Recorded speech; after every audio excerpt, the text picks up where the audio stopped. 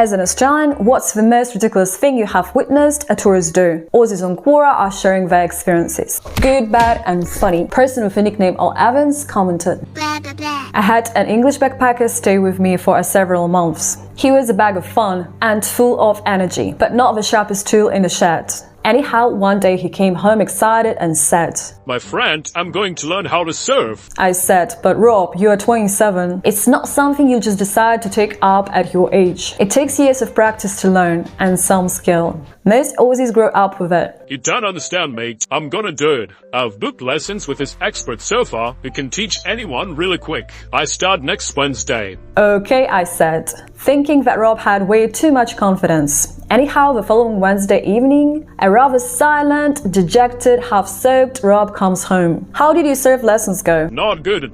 Why, what happened? I ask. I thought you said he was an expert. Jeez, look, he was a good teacher, mate, but he didn't tell me we're going out that far. It was a bit hard for my first lesson. We had to get out beyond the waves. It's shit.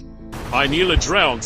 What, how? It didn't look that rough today. There wasn't much of a swell. I got out there, the instructor tells me to practice mounting the board. So I had to get out of the board, didn't I? And it was past my depth, so I couldn't stand. And that's a problem because I can't swim. My jaw drops. What the fuck, Rob? You can't swim? And you're trying to learn how to surf? Are you mad? You're off your nutter. He just nods a few times and then says, Yeah, I guess I need to do some swimming lessons first then. Mate, you need more than that. So a couple of weeks later, a slightly soaked Rob comes home again. I don't want to learn how to surf anymore. He groans. I said, right, why? He said he turned up to the swimming pool to do some swimming lessons. And the instructors put him in with all these 5 years olds. He says, and they're all these 7 and 8 years olds doing laps like they are in the Olympics. All professional and super fast. And he was blowing bubbles to learn how to breathe with each stroke, with parents staring at him the whole time. No shit, he said. Aussies are freaks. You can all swim, and you swim so well, it was embarrassing. To which Louis Sprain replied, I've seen tourists roasting themselves on a beach to the point where they had to be taken to ambulance to a burns unit. They lie their pale white asses down on the sand in the middle of the day in high summer when the UF index is extreme, staying out there smiling and laughing until they are dark red. Of course, by the time they achieve their color and start to get uncomfortable, the damage has already been done. As the mounting pain intensifies, the blisters start to form and the dehydration kicks in. The smiling and laughing stops and the tears start. The blisters get bigger and start to join up,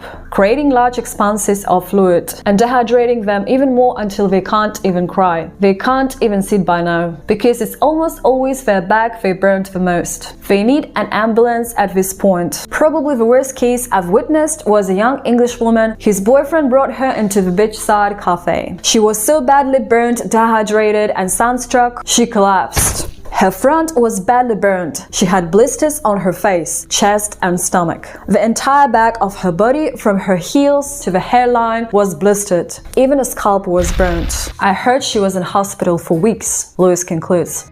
Tom Kegger has also shared his story on Quora. He was that stupid tourist, but at least he didn't hurt himself. Here's a Tom's comment. Here's my story. I was the tourist in Australia. I'm from Ireland. I've seen the sun travel across the sky more often than I can remember. Despite our often cloudy sky, I was in Sydney, standing in front of Opera House and the bridge over Sydney Harbour, and wanted to get a good photograph, but the shadows were facing wrong way. So I looked at the sun. It was about the 10 o'clock position in the sky. So I decided to come back later when the sun had moved. So a few hours later, I came back. This time I looked at the sun. I had to laugh as it moved the other way. Funny, the things you can forget when you are on the other side of the world. And by the way, I loved Australia, despite the sun moving the wrong way across the sky. Miss B, the dragon lady, replied with words. We followed an enormous tour bus for more than an hour through rainforests and mountain ranges to Lake Gordon in the southwest of Tasmania. The scenery is unique and spectacular, and eventually the coach stopped at one of only a couple of scenic lookout points. Everyone bunted out of the bus, Somebody shouted instructions, and they all formed up with a coach as a background. Then we took turns photographing the group before hopping back on board and driving off. Nobody looked at the view. It seemed a long drive to get a photograph of themselves in front of their bus. And have you ever met such kind of tourists? Please share in comments. While we are moving to Marcus Ang's comment. I've seen a Chinese tourist stand in local supermarket I frequent. This tourist looks around to see if no one is looking, takes a plastic bag that she proceeds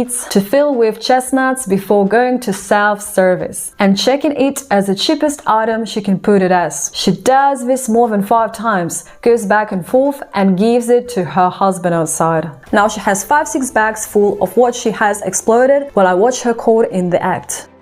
She didn't seem to care when I told her she was wrong. However, manager did when he overheard the conversation. I mean, I understand if you want to save money, but you aren't special and need to pay the correct amount along with everyone else.